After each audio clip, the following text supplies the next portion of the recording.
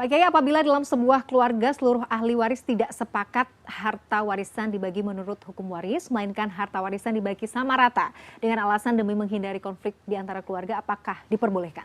Jadi kalau pertanyaannya ikut ayat waris apa ikut kesepakatan, itu bergantung. Karena hukum waris itu Allah turunkan, itu bukan karena kesepakatan untuk sama, Iya. karena kesepakatan, karena ketidaksepakatan terhadap Makanya, iya, pembagian. iya. Maka Allah turunkan hukum Ketentuan itu. waris, ketentuannya. Kalau kamu berantem, berselisih, maka tunduk sama ketentuan Allah.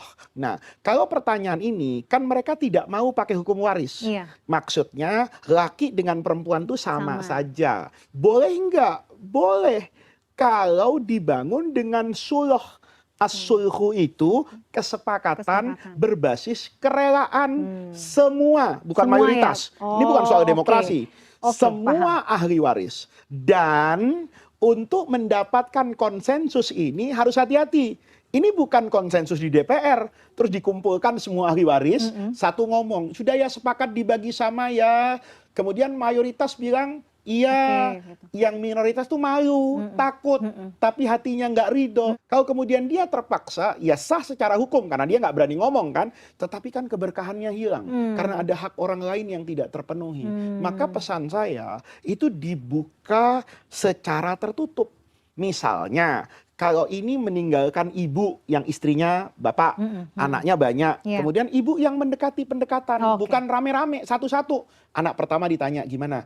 Kalau kita ini sekarang sudahlah dibagi rata saja ya, sama ini ahli warisnya ada 8, sudahlah dibagi 8, ibu ngambil secukupnya dari sini, tidak lebih dari bagian ibu 1/8, atau kan ibu nggak ngambil lah, cuman ibu ikut kalian dulu lah di rumah ini.